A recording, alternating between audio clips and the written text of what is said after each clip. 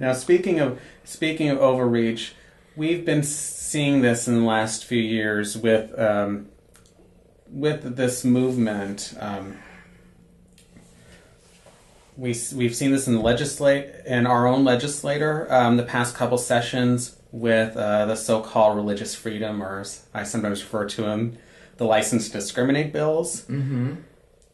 That reach so far, could completely wipe out, all the progress we made on LGBT civil rights, on women's rights, threatening access to contraception. Mm-hmm.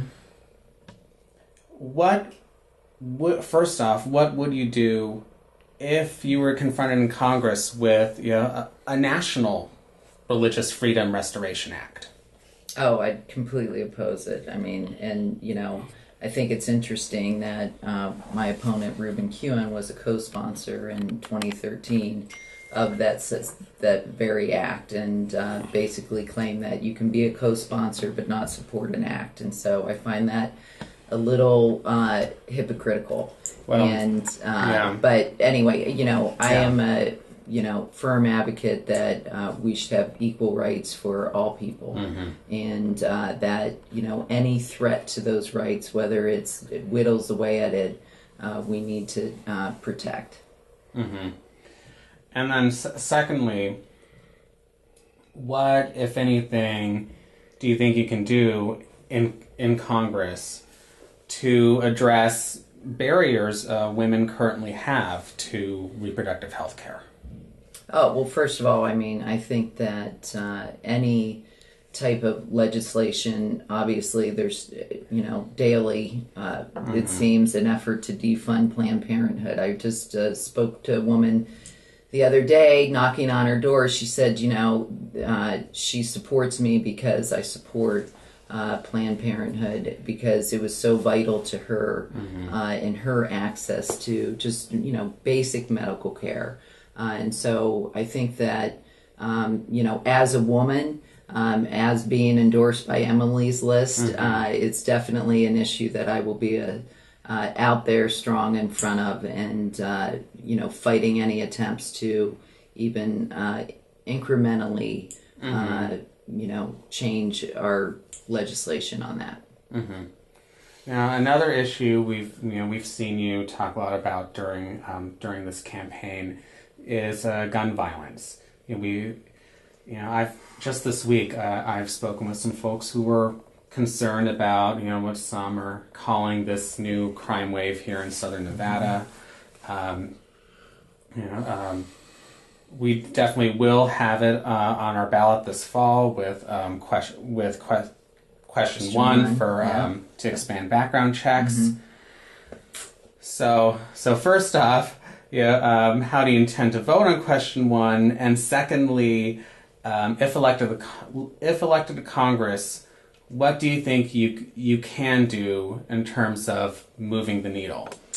I'm a strong supporter of question one. I have been involved with the Nevadans for background checks since the beginning, so I'm a big supporter of common sense solutions. And I also think we need to focus as a country and definitely as a state on mental health issues.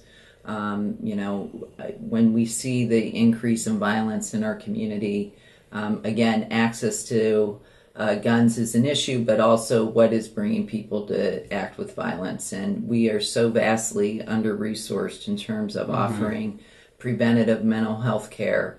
I was just at an event up in Northwest Las Vegas with the police department. 30% of our inmates in our county jail require some form of psychotropic drugs.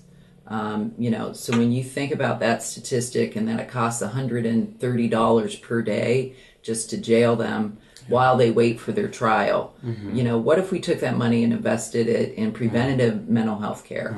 But going back to your question on what I could do in Congress, I think we need national background checks. That's definitely something where if you have a background check in one state and not in another, it makes it a little easier for someone just to go across the line. So I would be a supporter of national background checks, for sure.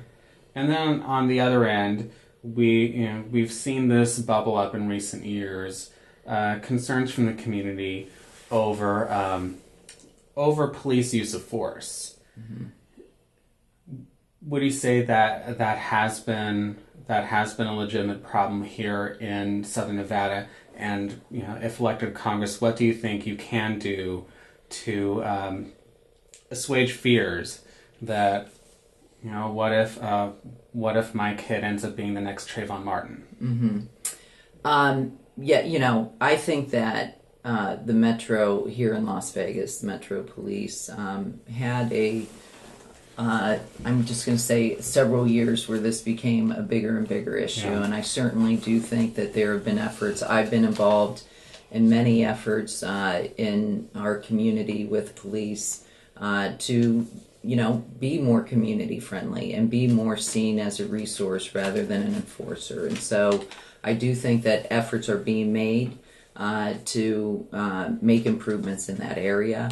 But I certainly think that we can continue. And it's a cultural competency issue. It's a community policing issue. And from a national point of view, in terms of leadership, we do need to demilitarize our police force. Mm-hmm. And I think we need more understanding of the innate biases that people bring. And it's there, it exists, and I do believe that our police department is taking efforts to bring mm-hmm. that to awareness. We also need it to happen in our court system as well. Mm-hmm.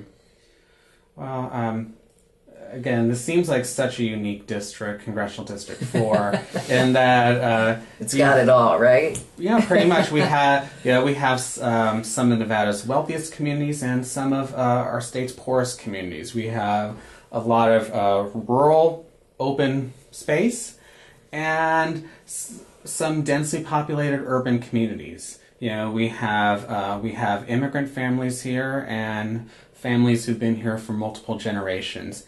How do you think you can balance all these interests and be able to serve both North Las Vegas and White Pine County? Mm-hmm.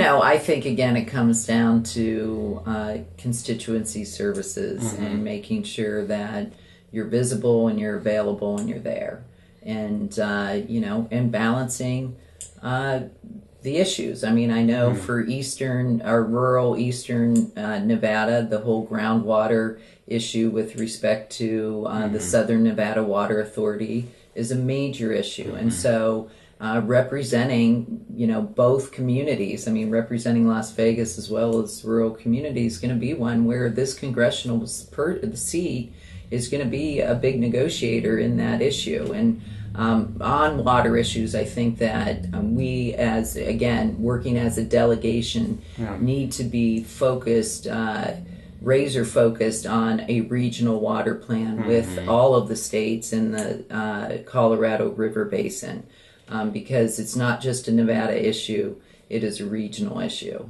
Yeah. Well, since you brought it up, that has been a big issue throughout the state.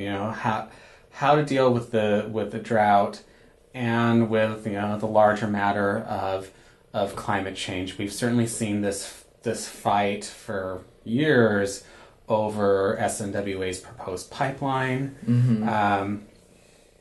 We've seen efforts, particularly here in the South, to better conserve and manage the little water we have, mm-hmm. just being a desert. Right. Yeah.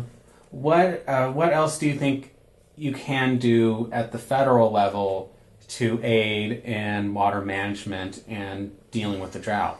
I think that there's so many policies that obviously have been policies mm-hmm. that have been around for hundreds of years. They're laws that have been around forever. Mm-hmm. But again, I think it's important that our congressional delegation begin to take a leadership role and work with the congressional delegations of other states, because water is being used to the primary use of water is for agriculture. We have a policy in our country where a lot of our farmers get subsidized water, then produce water intensive crops, and then those crops are subsidized as well. So, we need to start to manage this on a federal level with a federal water management plan. I mean, I don't think I'm single handedly going to change it, but it's something that, the 7 states, we at least need to start to address because, nothing's going to happen in Nevada until California decides that something's going to happen there. And so how we can start to begin to work together across state lines is going to be important when it comes to water management for sure.